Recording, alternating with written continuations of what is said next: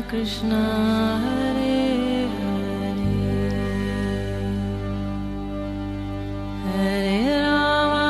हरे राम राम राम हरे हरे। नमस्कार, रेडियो मनोरचना 107.8 पर मैं हूँ सरिता आपके साथ और ये वक्त है प्रोग्राम आत्मदर्शन का, यानी कि जानने का कुछ अध्यात्म के विषय में। और इस प्रोग्राम में हमेशा की तरह हमारे साथ स्टूडियो में मौजूद हैं रागलेखा दासी जी, चरण आश्रित युगाचार्य श्री श्रीमद् भक्ति वेदांत नारायण गोस्वामी जी की शिष्या। रागलेखा दासी जी, आपका बहुत बहुत स्वागत है हमारे स्टूडियो में। हरे कृष्ण। रेडियो मनोरचना 107.8 पर हम हर हफ्ते इस वक्त आपको दर्शन कराते हैं आपकी आत्मा के आत्मदर्शन प्रोग्राम में। रागलेखा दासी जी से जानते हैं बहुत कुछ कृष्ण भक्ति के बारे में। और इस कड़ी में आजकल हम बात कर रहे हैं श्री श्रीमद् भागवतामृतम के बारे में। और इस उपाख्यान में गोप कुमार जी जो हैं वो एक ब्राह्मण को अपनी कहानी बता रहे हैं कि किस तरह से उन्हें उस ब्रह्म की प्राप्ति हुई, इस ज्ञान की प्राप्ति हुई। और हमने पिछले एपिसोड में जाना कि नवदा भक्ति के बारे में जो पार्षद हैं बैकुंठ लोक के, उन्हें समझा रहे थे कि किस तरह से वो कृष्ण भक्त हैं तो सही, लेकिन फिर भी उन्हें कौन सी भक्ति करनी है, किस प्रकार की भक्ति करनी है जिससे उन्हें बैकुंठ लोक की प्राप्ति होगी।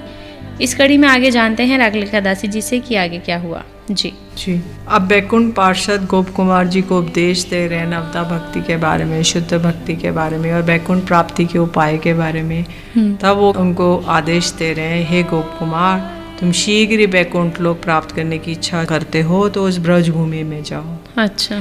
और वहाँ जाकर ब्रजभूमि समस्त प्रकार के अभिष्टों को प्रदान करने में श्रेष्ठ है।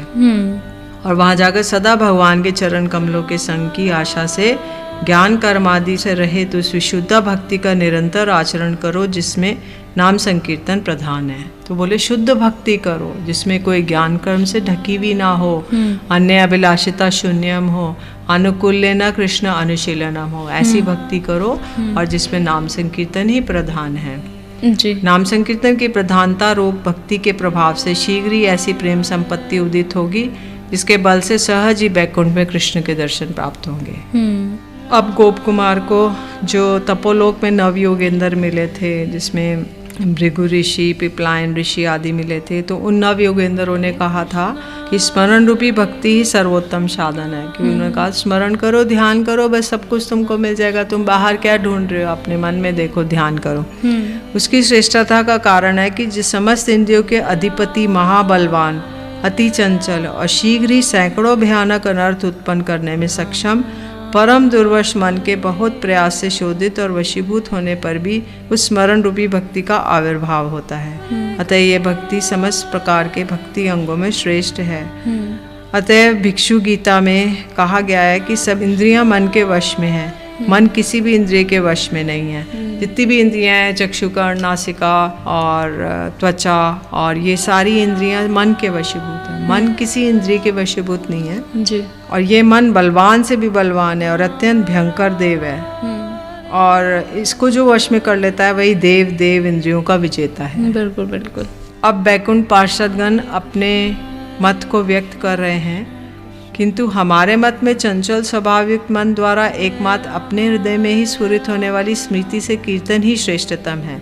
अब बैकुंठ पार्षद कह रहे हैं कि स्मरण तो मन को कंट्रोल करता है, इसमें कोई संदेह नहीं है, किंतु इस स्मरण से भी श्रेष्ठ कीर्तन है। कीर्तन, हाँ, श्रेष्ठतम है। इसका कारण है कि कीर्तन जीवा में स्फुरित होकर स्वयं ही मन से संयुक्त होता है। जब कीर्तन हम करते हैं, जीवा से ये उच्चारित होता है, तो ये मन को स्वयं ही उसके अंदर अभिनिवेश करा लेता है। तो कीर्तन के साथ मन अपने आप, स्मरण जो है उसमें ऑटोमेटिक होता है कीर्तन के साथ। किंतु अगर स्मरण करेंगे तो जरूरी नहीं है कि हम उसको कीर्तन कर लें। तो कीर्तन जीवा में स्फुरित होता है और नृत्य करता है तथा स्वयं मन में भी विहार करता है। कीर्तन ध्वनि श्रवणेंद्रियों को भी कृतार्थ करती है।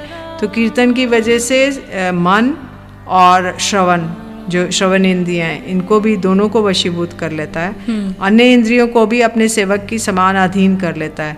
जब कीर्तन करते हैं तो और सब इंद्रियां सब इसके अधीन हो जाती, ना वो चल सकते, ना खड़े हो, ना बैठ सकते, बस उसी के अंदर लग जाते हैं, उसी में आनंदित हो जाते हैं। तो ये कीर्तन स्वतः ही कान में प्रवेश कर कीर्तनकारी के साथ साथ अपने अन्य सेवक अर्थात कीर्तन का श्रवण करने वाले श्रोताओं को भी उपकृत करता है। किंतु स्मरण में ऐसी क्षमता नहीं है, अतएव कीर्तन ही चंचल मन को वशीभूत करने में समर्थ है।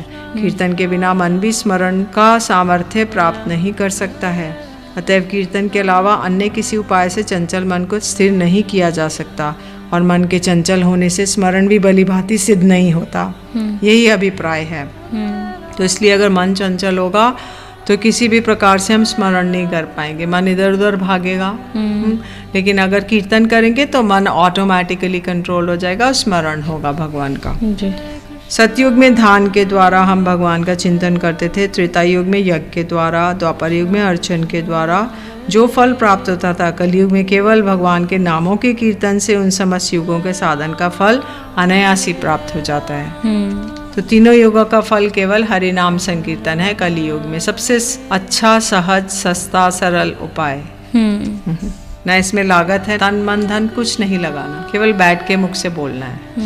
वागेंद्रिय जीवा है, यदि उससे भगवान के कीर्तन में नियोजित किया जाए अथवा मौन धारण किया जाए तभी चित्त में भगवान की स्मृति उदित होती है।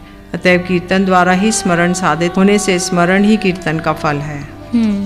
ध्यान जो है रसिक गणों की इस मत की बुद्धिपूर्वक विवेचना करना कर्तव्य है। अर्थात जब भगवान के केश से उनके चरण कमलों की नखमणि तक उनकी विष्णु मूर्ति के लावण्य, माधुर्य आदि की संपूर्ण रूप से चित्त में स्फूर्ति प्राप्त होने पर साक्षात प्रकट की भांति उनकी प्रतीति होती है, वैसी निष्ठा की परिपक्व अवस्था ही ध्यान है।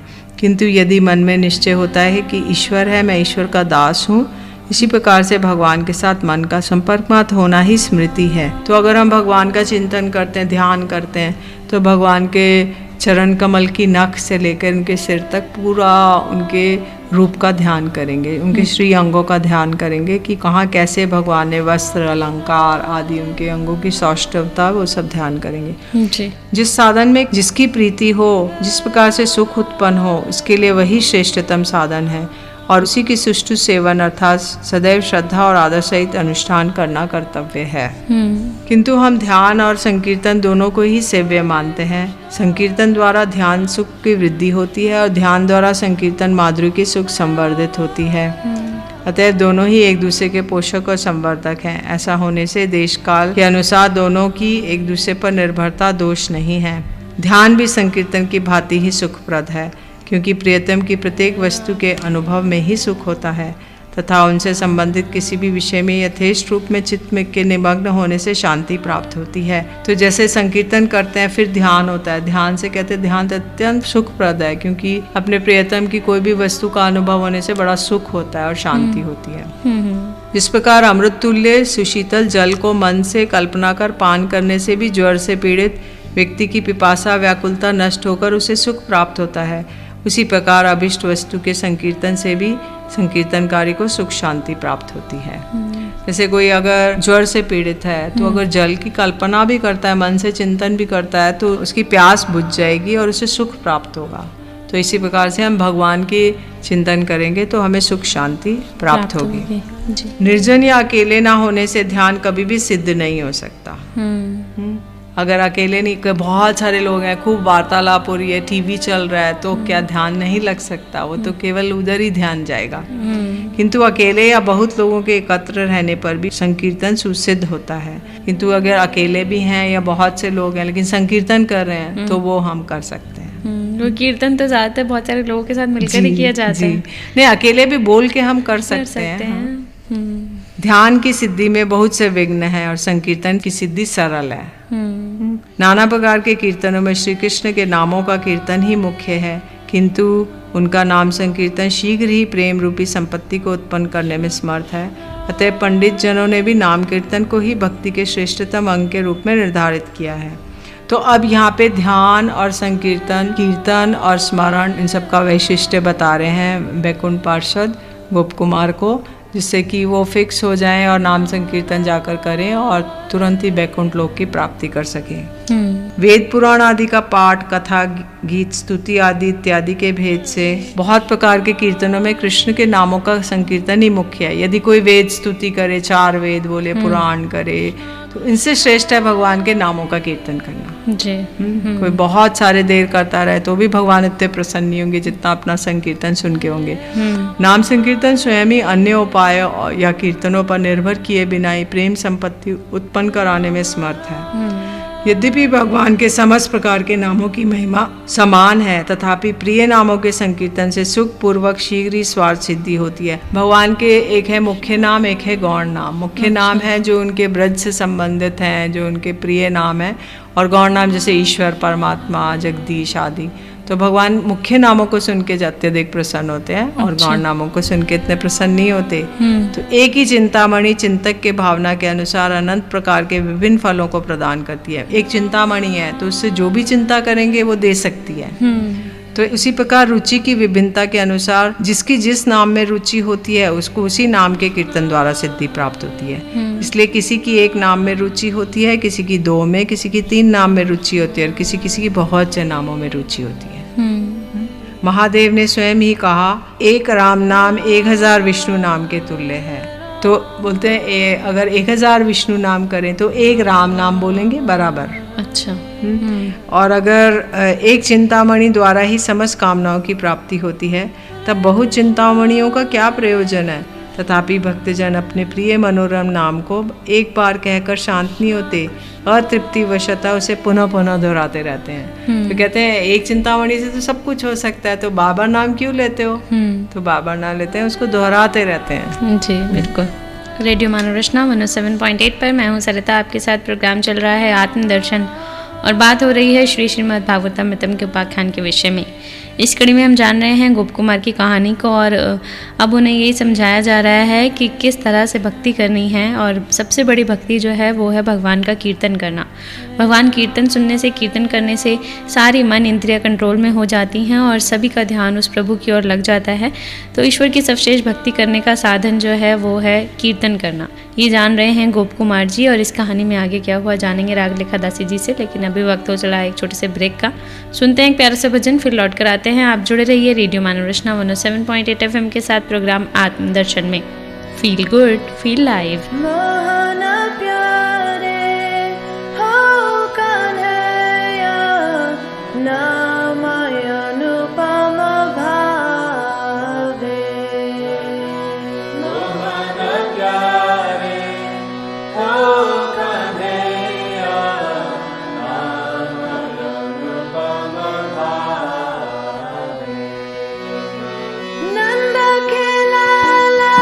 Yashoda Dulala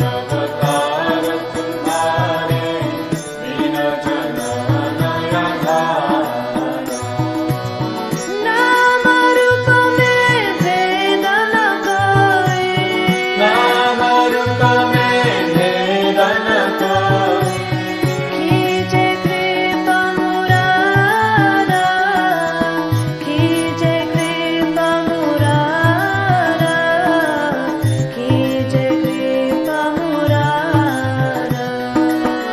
नाम रूप में भेद न कोई, कीजे कृपा मुरारा, कीजे कृपा मुरारा, कीजे कृपा मुरारा। मोहन प्यारे हो कन्हैया, नाम अनुपम भावे। मोहन प्यारे हो कन्हैया, नाम अनुपम भावे। केशय और नहीं पापी जाना, जैसा मैं भूला था। नहीं पापी जाना, जैसा मैं भूला। निज जन शरण देहो करुणामय, निज जन शरण देहो करुणामय। कीजे मोहि सनाथ, कीजे मोहि सनाथ, कीजे मोहि सनाथ।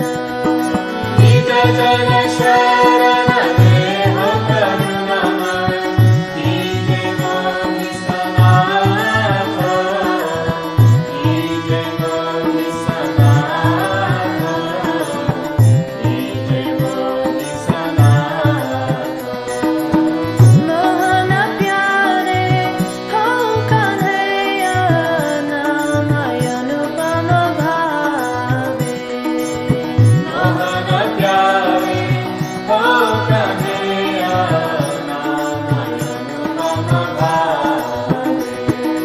नंद खिलाला यशोदा दुलाला, नंद खिलाला यशोदा दुलाला, सब कोई जन गावे कन्हैया, सब कोई जन गावे कन्हैया, सब कोई जन गावे। नंद खिलाला यशोदा दुलाला, सब कोई जन गावे कन्हैया, सब कोई जन गावे कन्हैया, सब कोई जन गावे। मोहन प्यारे हो कन्हैया, नाम अनुपम भावे। मोहन प्यारे हो कन्हैया, नाम अनुपम भावे। मोहन प्यारे हो कन्हैया, नाम अनुपम भावे। मोहन प्यारे हो कन्हैया, नाम अनुपम भावे। हरे कृष्णा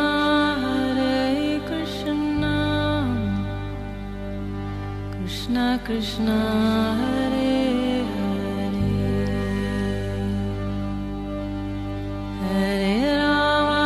हरे राम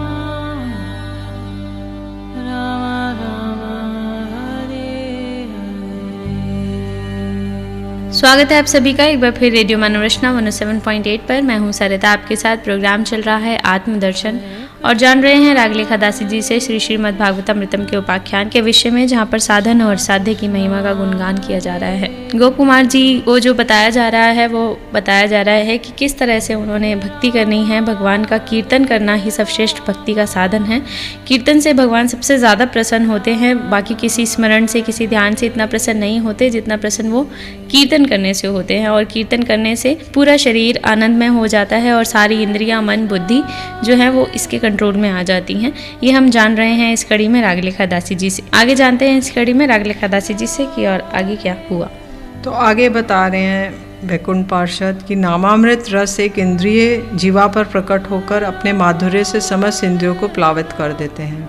जीवा पर ही नाम मुख्यतः उदित होता है और नाम के उच्च स्वर से कीर्तित होने से अपने को और अन्य को भी सुख होता है। केवल ध्यान में केवल अपना ही उपकार होता है, सुख होता है। अतः प्रभु के ध्यान में नाम संकीर्तन ही श्रेष्ठ है। नाम कीर्तन ही कृष्ण प्रेम रूप संपत्ति को प्राप्त कराने में श्रेष्ठतम और अति बलवान साधन है, क्योंकि यह परम आकर्षक मंत्र के समान है। व्याकुल हृदय से कोई भगवान का नाम कीर्तन करने वाले भक्त के आवाहन से भगवान उसके सामने आविर्भूत होते हैं। वास्तविक रूप में नाम कीर्तन सिद्ध मंत्र की भांति दुर्लभतर वस्तु को दूर से आकर्षित करके ले आ जाता है। तो नाम ऐसे मैग्नेट की तरह है कि वो दूरगत वस्तु को भी आकर्षित करके ले आएगा। तो नाम ही नामी को ले आता है। तो नामी भगवान है, उनको इतना अट्रैक्ट करता है कि वो स्वयं ही आ जाते हैं वहाँ पर। जी। श्री योगेंद्र श्री कवि जी ने राजा निमि को कहा, हे राजन, उनके इस प्रकार जो विशुद्ध व्रत लेता है, उनके हृदय में अपने प्रियतम प्रभु के नाम कीर्तन द्वारा अनुराग का अर्थात प्रेम का अंकुर उदित होता है। उनका चित्त द्रवित हो जाता है, उच्च हास्य करने लगता है, कभी रोदन करने लगता है, कभी उच्च स्वर से भगवान को पुकारने लगता है। इसलिए भक्ति के रसिक नाम संकीर्तन को ही भक्ति का फल मानते हैं और भगवान के प्रति प्रेम रूपी संपत्ति को उत्पन्न करने में उसमें कभी भी उल्लंघन नहीं होता है। कोई कोई रसिकगण नाम कीर्तन को ही कृष्ण प्रेम का स्वरूप और श्रेष्ठतम लक्षण मानते हैं, क्योंकि अपने इष्ट देव का नाम प्राणों की व्याकुलता सहित परिस्फुट रूप में कीर्तन होने से उस नाम संकीर्तन में स्वतः ही प्रेम की स्फूर्ति होती है। वर्षा ऋतु में चातक के आर्तनाद के समान अथवा रात्रि काल में पति वियोग में कुरैरी के करुण विलाप के समान समस्त भक्त प्रेम में विरह यातना से व्याकुल होकर कृष्ण का नाम संकीर्तन करते हैं। सिद्धस्य लक्षणम यत् स्यात् साधनम साधकस्य तत्। इस न्याय अनुसार सिद्ध के जो लक्षण है वे ही साधक का साधन है, अर्थात सिद्ध का लक्षण नाम कीर्तन रूप प्रेम ही साधक का साधन है।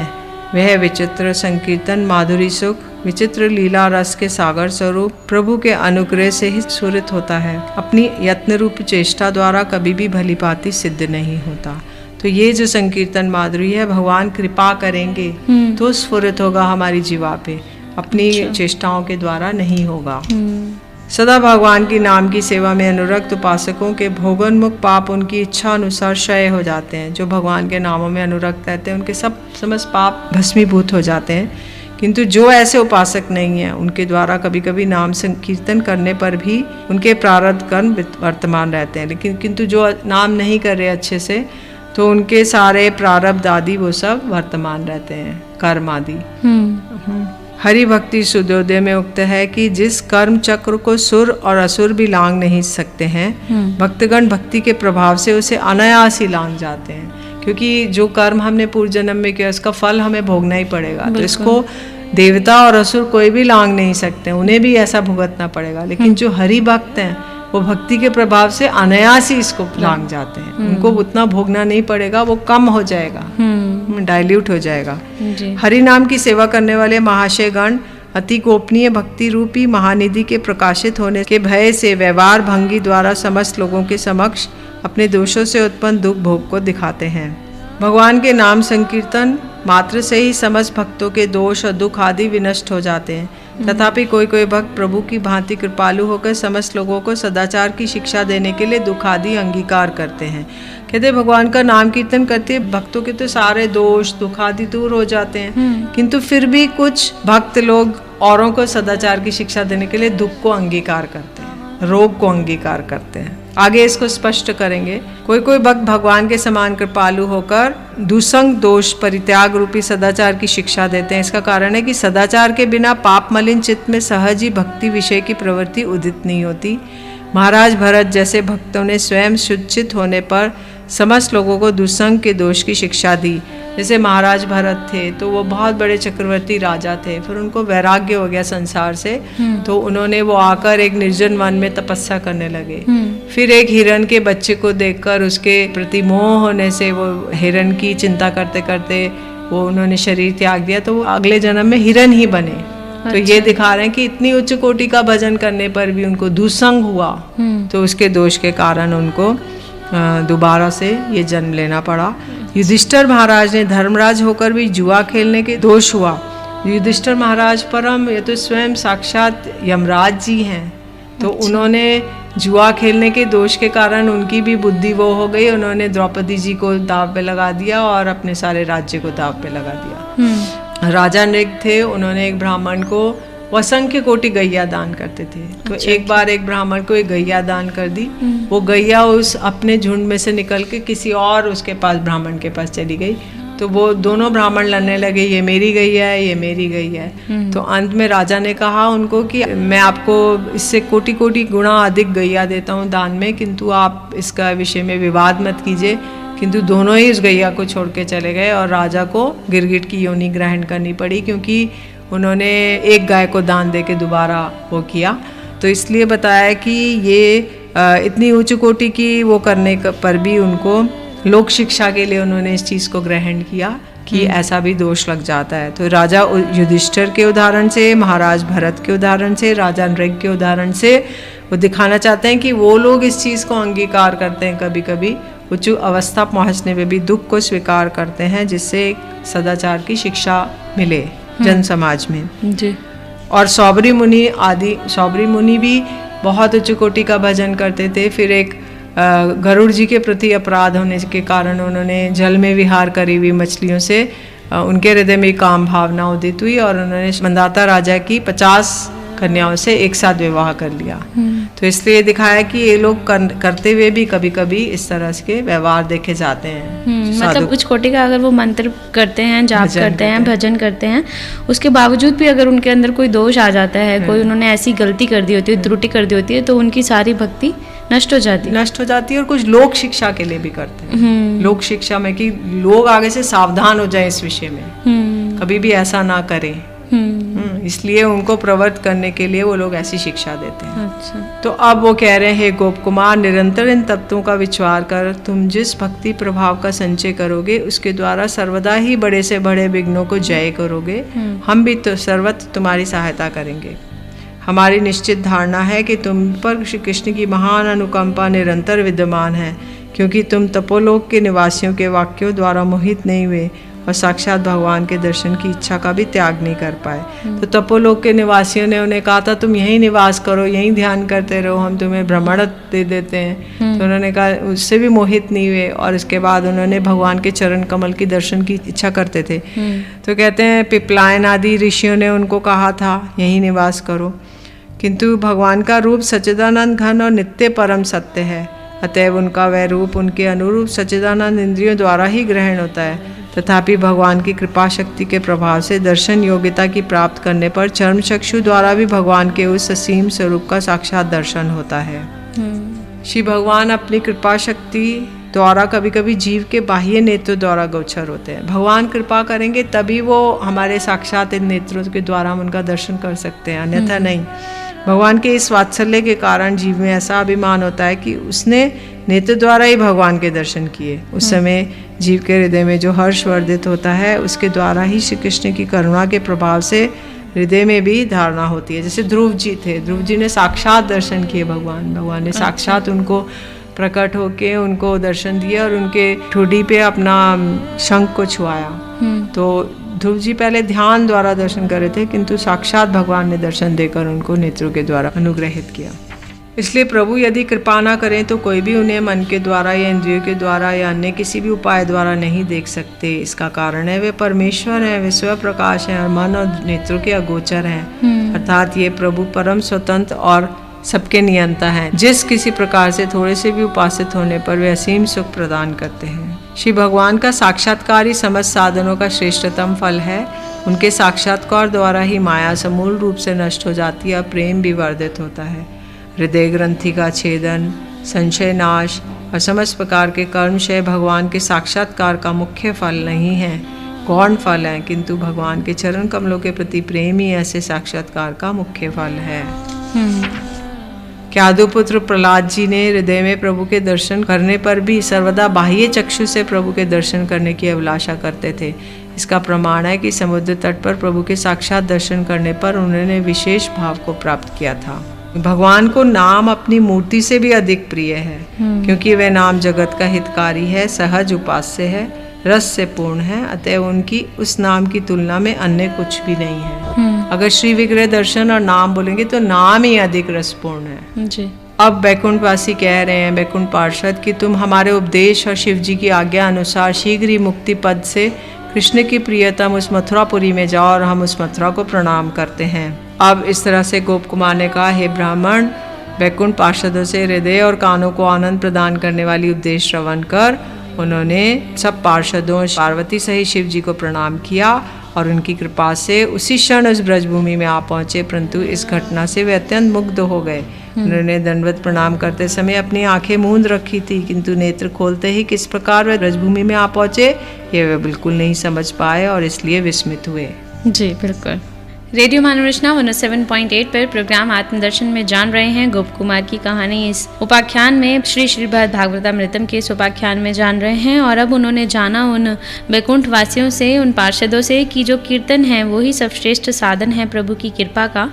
और कीर्तन जो है वो मुख से किया जाना, मन इंद्रियां सब साथ में ही कंट्रोल हो जाती हैं उसके। इस तरह से भगवान का नाम जो है लेना सबसे श्रेष्ठ है। और इस कड़ी में जान रहे हैं कि किस तरह से उन्होंने गोप कुमार को बहुत सारे उपदेश दिए प्रभु के नाम के बारे में, प्रभु की कीर्तन के बारे में, क्या क्या सिद्धियाँ प्राप्त की जा सकती हैं, किस किस तरीके से प्रभु को रिझाया जा सकता है, उनको प्राप्त किया जा सकता है। केवल भक्ति ही एकमात्र साधन है प्रभु की कृपा प्राप्त करने का।